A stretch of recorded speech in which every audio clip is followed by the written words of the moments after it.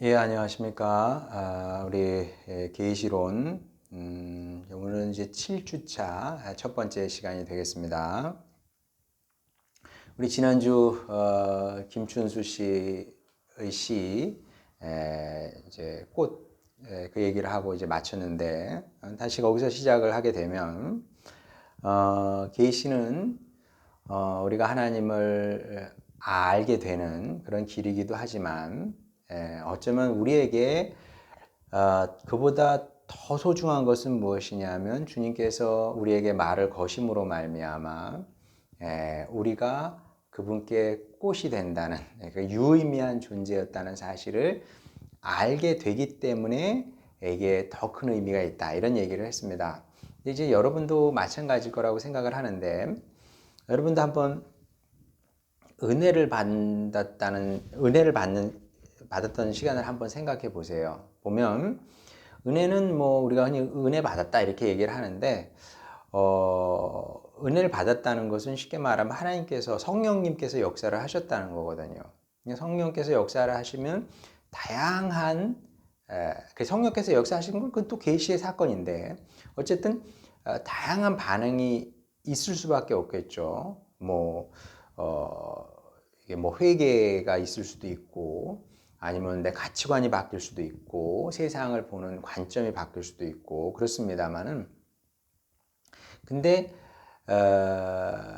더 이제 근원적인 반응은 무엇이냐면 이제 기쁨이죠. 기쁨.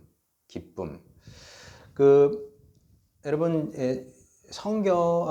영어에서는 이제 기쁨도 여러 가지로 얘기합니다. 흔히 이제 우리가 흔히 이제 생활 속에서 우리 문화에서 얘기하는 기쁨은 사실 pleasure죠, pleasure. 그러니까 어디 놀러 가서 좋았어. 게임을 해서 좋았어. 드라마 봤더니 정말 재밌고 즐거웠어. 플레저입니다. 자, 근데 성경을 보게 되면 플레저라는 단어는 잘 안 나와요. 그럼 뭡니까? joy죠, joy.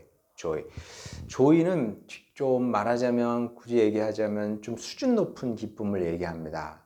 그러니까 뭐 게임을 하고 여행을 가서 얻게 되는 기쁨을 말하는 것이 아니고요.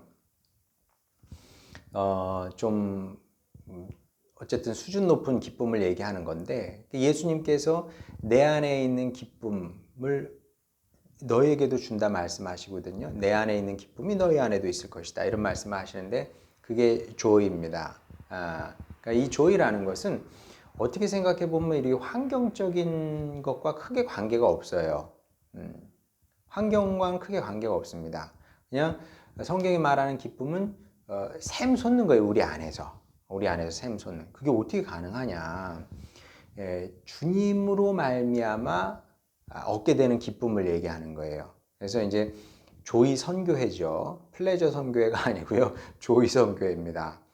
주님으로 말미암아, 주님으로 인해서 우리 안에서 기쁨이 샘솟게 되는 거죠. 근데 이건 환경하고 관계없는 겁니다. 환경하고 관계없기 때문에 사도 바울이 항상 기뻐하라 이렇게 말씀을 하는 거죠. 사실 교회 밖에 있는 사람들한테는 말도 안 되는 소리예요. 어떻게 항상 기뻐해요? 예. 아예 직장 일이 힘들고 어렵고 스트레스 받고 그 다음에 안 좋은 일이 펑펑 터지는데 어떻게 기뻐합니까? 근데 기뻐할 수 있는 것은 무엇이냐면, 이유는 왜 그러냐 하면 우리 안에 계신 주님으로 인해서 기뻐하게 되는 건데, 근데 이 기쁨을 처음 알게 되는 때가 언제냐면 소위 우리가 은혜 받았을 때다, 이렇게 얘기를 하는 거죠.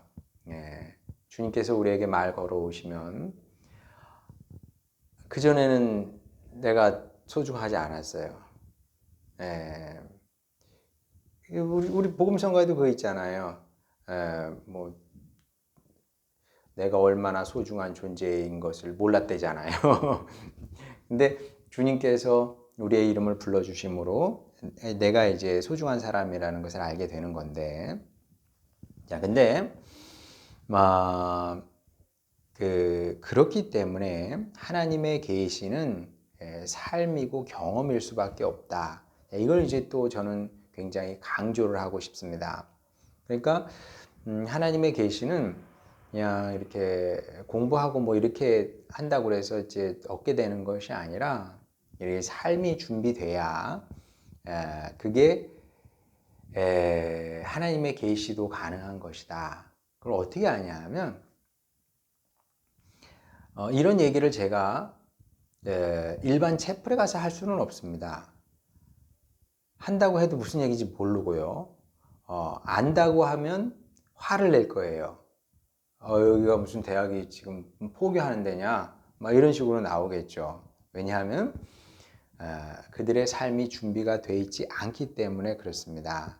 자, 그래서 이게 계시 사건이라는 것은 참 설명하기도 어렵고 그리고 이렇게 보편적으로 이런 거다 이렇게 말하기도 어렵습니다. 왜냐하면 모든 계시는 하나님의 계시는 자기 계시는 사람의 삶을 배경을 통해서 일어나기 때문에 그런 거죠. 그러니까 사람의 삶과 상호작용을 하는 겁니다. 그래서 제가 하나님의 계시는 모든 사람에게 다른 방식으로 다른 강조점을 띠면서 일어날 수밖에 없는 거다. 제가 그런 얘기를 했던 거고, 그리고 이것을 우리 교과서에서 밀리오리도 얘기를 하고 있습니다. 85쪽 보게 되면 85쪽 중간이죠. 중간에 두 번째 단락에서 이제 이렇게 얘기를 합니다. 마지막으로 인격체로서의 우리의 정체성은 종종 이야기의 형식으로 드러난다. 내러티브죠. 이야기의 형식.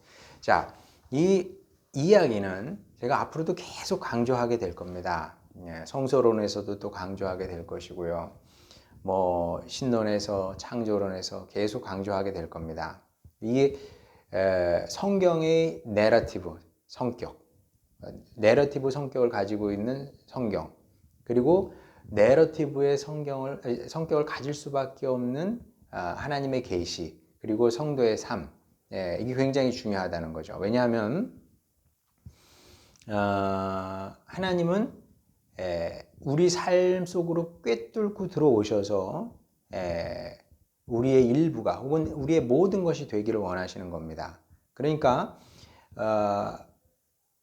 우리 삶이 갈리면 안 되는 거죠. 교회 들어왔을 때의 나와 교회 밖을 나갔을 때 나는 보통 종종 다른데 교회 왔을 땐 좋은 사람이고 교회 밖에 나가면 그닥 좋지 않은 사람. 전에 제가 사역했던 서울에서 전도사로 사역했던 교회에서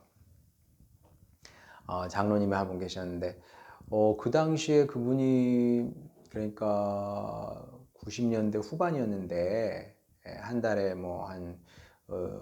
못해도 100만 원, 그 다음에 뭐 한 200만 원 이렇게 11조를 하실 정도였으니까 굉장히 이렇게 좀 작은 사업이지만 이렇게 부족함 없는 그런 생활을 하시는 분인데 그분 회사 그분이 가지고 있는 조그만 회사에 이렇게 직원들한테 좋은 평판을 받지는 못하더라고요.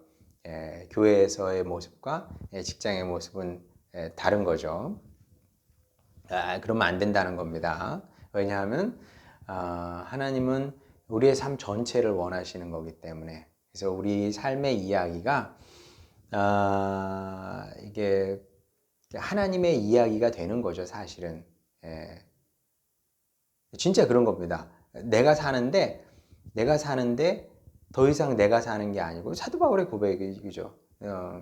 내가 이제 사는 것은 육체 가운데 사는 것은 내가 사는 게 아니에요. 그리스도께서 내 안에 사시는 것이고 그리스도의 삶이 되는 거 아닙니까?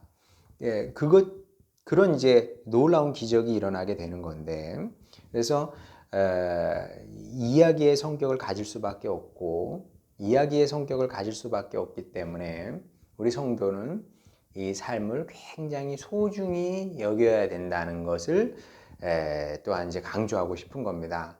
그러니까 세속의 삶이라는 건 없는 겁니다. 물론 우리가 세속의 삶을 살죠. 우리가 직장 생활도 하고 불신자도 만나고 합니다만은 그 속에서도 여전히 우리는 하나님의 계시 담지자로서 하나님의 일꾼으로 살아야만 한다. 그래서 이 삶을 정말 소중히 여겨야 되겠다. 그거를 제가 이제 또 강조를 하고 싶습니다. 자, 이와 함께 이제 계시론에서 또 다른 중요한 사실을 짚고 넘어갈 필요가 있는데, 자, 계시는 하나님께서 우리에게 말을 거시는 사건이다. 이렇게 얘기를 했습니다. 자, 그런데 말을 건다는 것은 굉장히 위험한 일이기도 합니다. 그렇죠? 혹시 여러분 누구나 뭐 짝사랑 이런 걸 해 보겠죠. 뭐 어떻게 짝사랑 안 한 사람이 있겠습니까?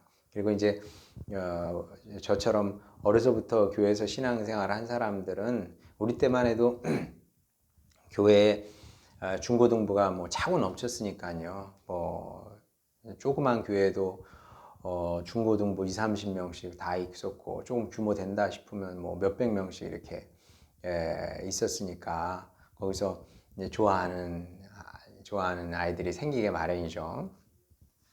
자, 그러면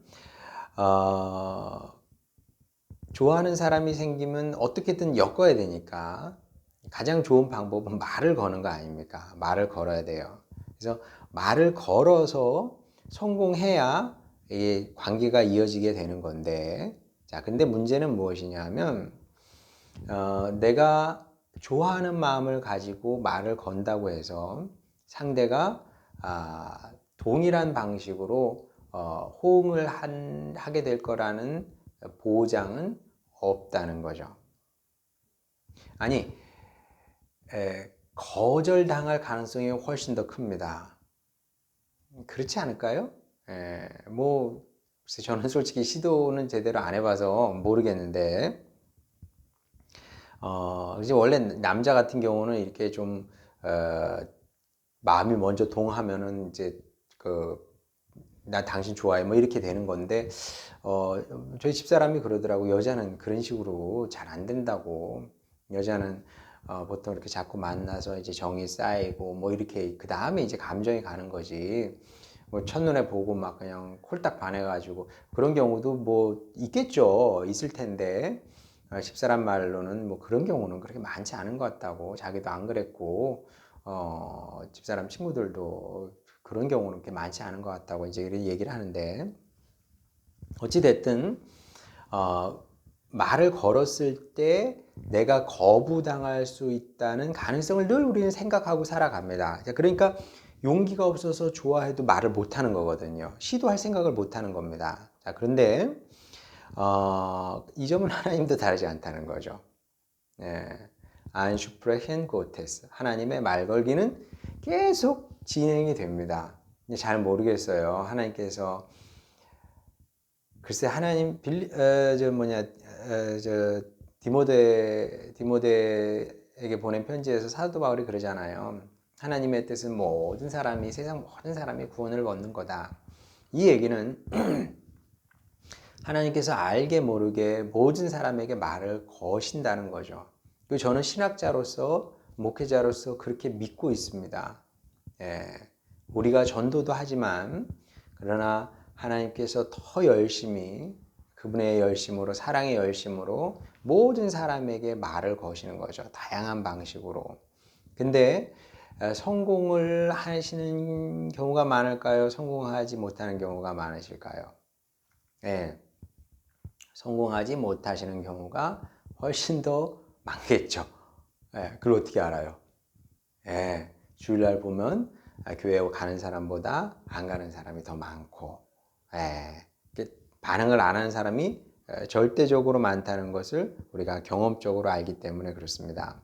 자, 그러면 하나님께서 말을 거셨을 때 이렇게 호응하는 사람은 적고 오히려 거절과 배척의 경험이 훨씬 더 많으실 수밖에 없다. 하나님도. 그러면 우리의 경험을 갖고 이제 하나님을 한번 생각해 볼 수 있다는 거죠.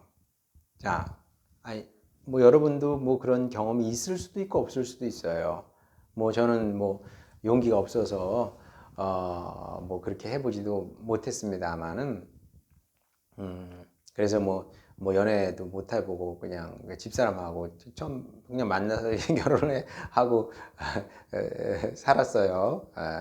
뭐 그전에는 뭐 이렇게 뭐 다른 여자들 뭐 손 한번 못 잡아보고 아니 뭐 아쉽거나 그러진 않아요. 뭐 후회되거나 그까짓 게 뭐 안 해도 그만이고 집사람 손 잡으면 그걸로 만족하는 거죠. 근데 내가 정말 사랑하는 사람이 생겨서 고백을 한 거죠.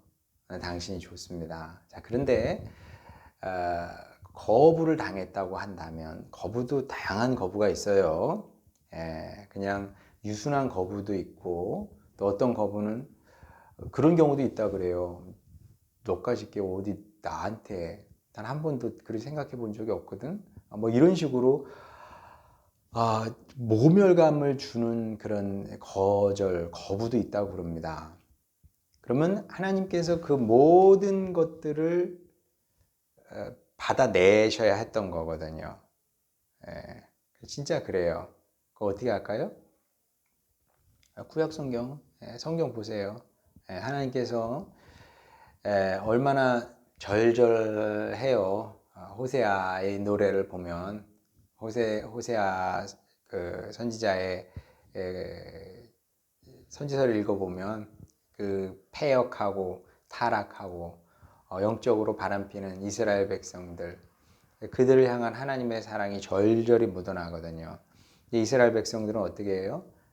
계속 하나님을 거부하고 거절하고 이런 모습을 보였다는 거죠. 자, 근데 이제 우리가 분명히 알아야 될 것은 성경을 읽을 때 성경의 모든 인물은 represent 우리의 모습을 그대로 보여주는 겁니다. 그러니까 저는 이제 고등학교 때 처음 이제 성경을 읽을 때 구약 성경을 읽으면서 화가 나더라고요. 뭐 이런 인간들이 다 있어? 그 얼마나 황당해요. 예. 하나님께서 기적을 안 보여주신 것도 아니고 특히 그 출애굽 공동체 같은 경우는 기적도 얼마나 많이 보여주셨습니까? 그럼에도 불구하고 불평과 원망과 그 다음에 출애굽 지도자 모세에 대해서 우리가 언제 너한테 출애굽 시켜 달라더냐 막 이런 식으로 이제 반응을 하거든요. 그러니까 이제 제가 볼 때 참 인간 말종들이네. 그때 그렇게 생각을 했던 거죠.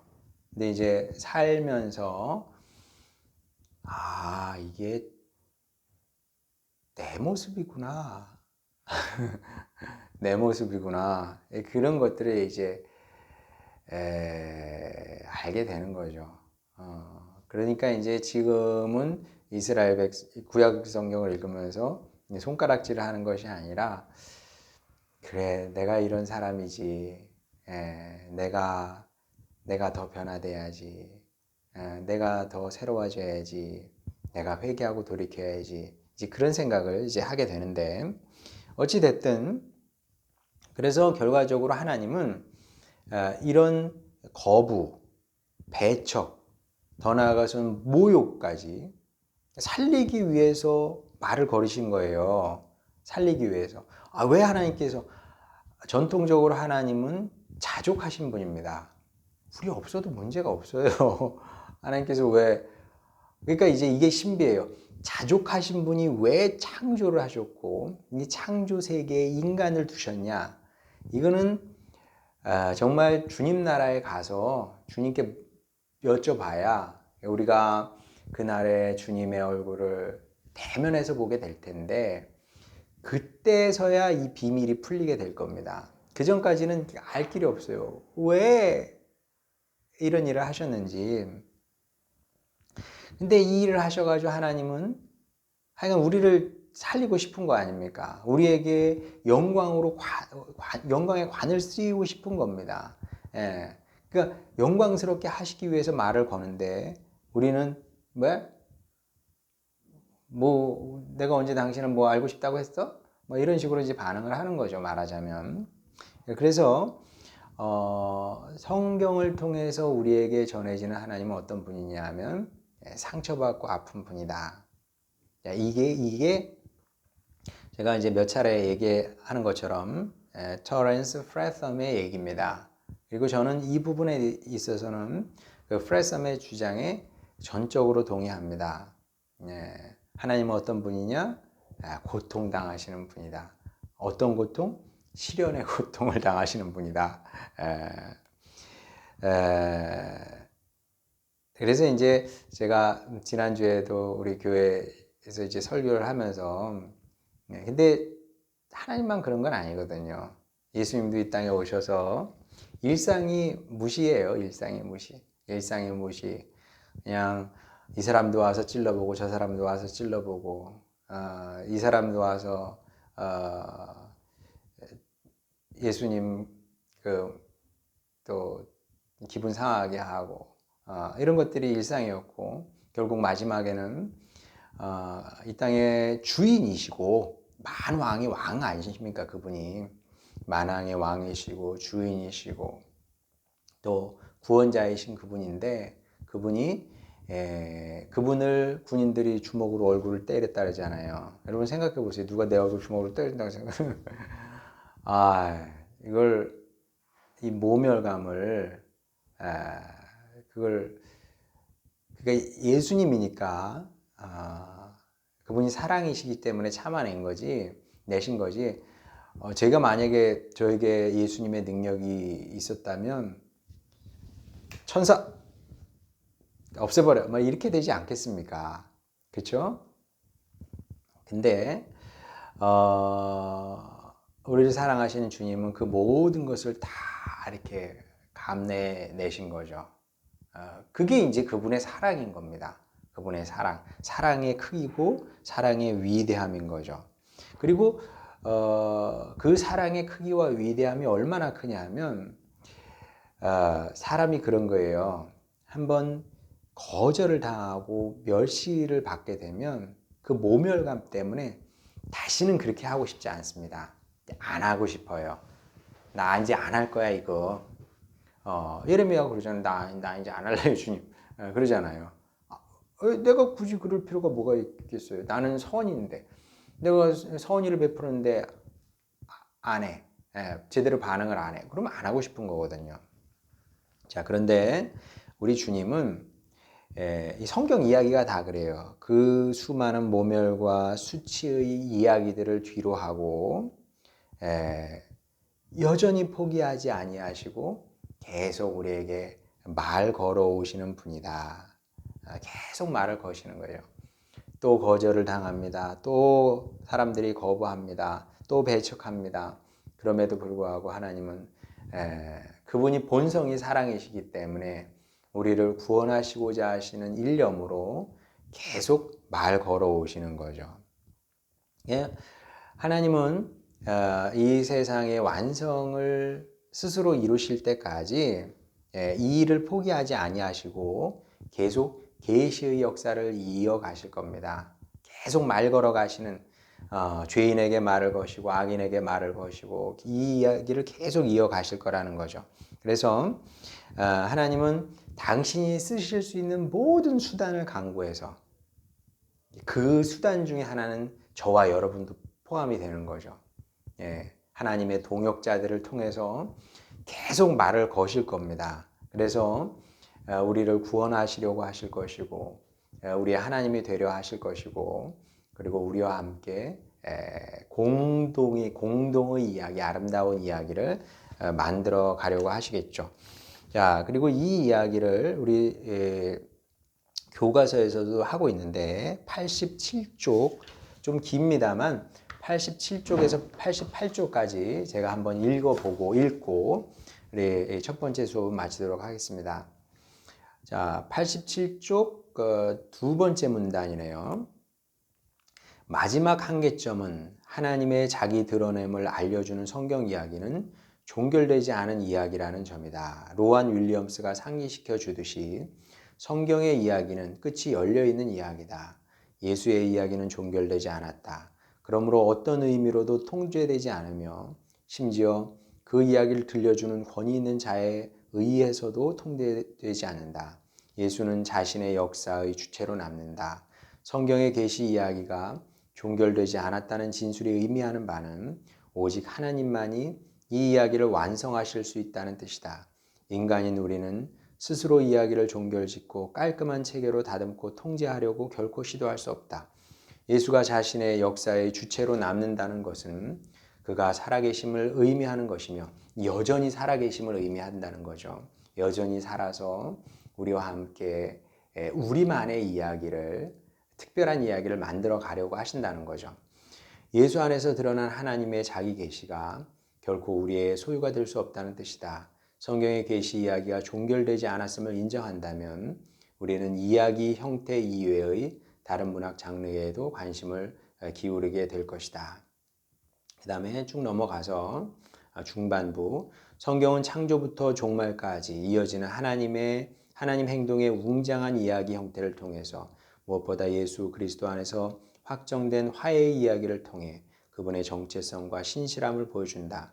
동시에 성경은 하나님의 부재와 침묵에 대한 경험, 즉 그리스도인이 하나님의 현존을 느끼지 못하며 자신의 삶이 어떻게 하나님의 위대한 행위들이 짜내는 웅장한 이야기에 포괄되는지를 볼 수 없는 어두운 시절에 대해서도 알려준다. 그러므로 계시를 이루는 다양한 성경적인 증언의 형태들 중 그 어느 것도 소홀히 여겨서는 안 된다. 이제 결국 하나님께서 우리 가운데 이제 계시를 통해서 뭔가 이야기를 만들어 가려고 하시게 돼 있는데 그 이야기는 다양한 형태를 띌 수밖에 없고 그리고 그 이야기의 구체적인 의미도 우리는 잘 알지 못합니다. 큰 하나님의 이야기는 더 큰 것이기 때문에 분명한 것은 무엇이냐 하면 부르심에 아멘으로 응답해서 가게 되면 이 계시가 하나님의 계시가 시작한 우리 안에서 시작한 그 알 수 없는 뜻이 있거든요. 그 뜻을 주님께서 이루시게 될 것이고 우리 각각의 성도는 각각의 자리에서 그런 유의미한 삶을 살게 될 것이고 그 각각의 이야기는 이제 마지막 날에 가서야 그 온전한 의미가 드러나게 될 것이다. 이런 얘기를 하고 있는 겁니다. 자, 여기까지 하도록 하겠고요.